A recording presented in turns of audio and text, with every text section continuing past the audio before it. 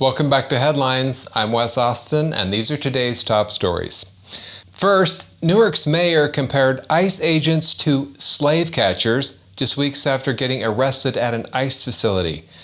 Comparing slavery to illegal immigration is like saying a kidnapping is just like an aggressive carpool.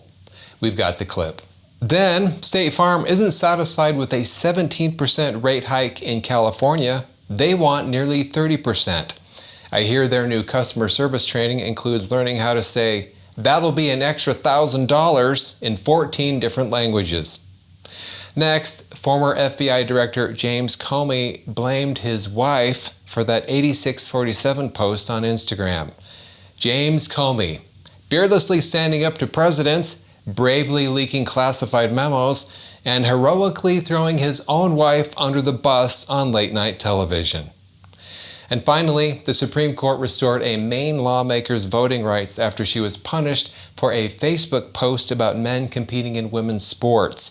Sotomayor and Jackson dissented because real women don't deserve free speech, but men in sports bras do. Let's dive in. A few weeks before his arrest at an ICE detention facility, Newark Mayor Ras Baraka compared ICE to slave catchers. Well, I want y'all to be confused. Black folks, you come from a whole line of undocumented people. And if you ain't have your papers, you're going back to the plantation.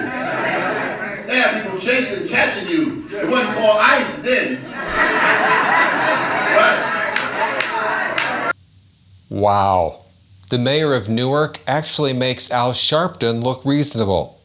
Comparing slavery to illegal immigration is like comparing Auschwitz to an Airbnb that overcharges. Sure, Mayor Baraka, ICE and slave catchers are pretty similar, except that slave catchers weren't trying to sneak people into the country, they were trying to return them to their Democrat owners. Apparently, State Farm was not satisfied with an approved 17% emergency rate hike for California homeowners and is now asking for a requested hike to nearly 30%. They're like a teenager who gets permission to borrow the car, and then they ask if they can take it to Tijuana over the weekend. The 17% increase, approved in response to recent wildfires, is set to take effect in June 2025. Despite criticism from residents, the rate hike was granted following a month-long emergency proceeding.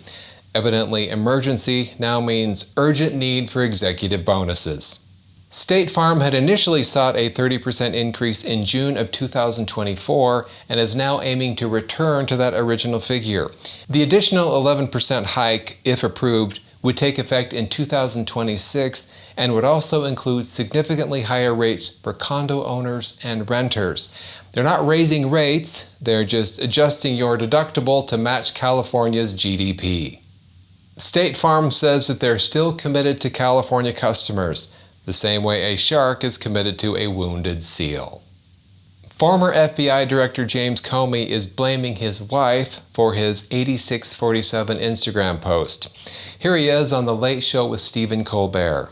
My wife and I, Patrice, were walking on the beach and saw those numbers in shells on the beach. And you didn't do this, somebody else did this. Yeah, somebody else did it. We were on a walk preparing for this week, the rollout of my book. Yep. She looked at it and said, "Why'd someone put their address in the sand?" All right. James Comey's wife saw a number on the beach and thought it was someone's address. Which tracks. She also thought James was a man of integrity. Yeah. And so I said, I think it's a clever political message. And she said, "You should take a picture of it." I said, "Sure." And then she said, "You should Instagram that." And boom. Comey's wife said, "You should post that." And he did. Because when someone who thinks shells or mailboxes gives social media advice, you listen.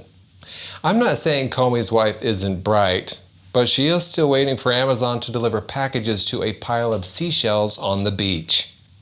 Nothing says I'm a man of uncompromising integrity like blaming your controversial posts on your wife during a book tour about your uncompromising integrity. The United States Supreme Court ruled to restore the voting and speaking privileges of Maine Republican Representative Laurel Libby, who was stripped of her voting and speaking rights in February after she criticized a transgender athlete on Facebook with this post. We learned that just 1 year ago, John was competing in boys pole vault. That's when he had his 5th place finish. So all this transpired in the last year with the full blessing of the Maine Principals Association. 2 years ago, John tied for 5th place in boys pole vault. Tonight, Katie won 1st place in the girls' Maine State Class B Championship. Liberal Justices Sonia Sotomayor and Ketanji Brown Jackson both dissented on the order to restore Libby's rights, with Jackson claiming the case didn't need emergency intervention from the High Court. Even Justice Kagan agreed with the rest of the court, which in Democrat circles probably means she's due for re-education and a sensitivity seminar. To earn the consideration of Sotomayor and Jackson, a woman needs courage, conviction, and, ideally, testicles. Thanks for watching Headlines. I'm Wes Austin. Good night.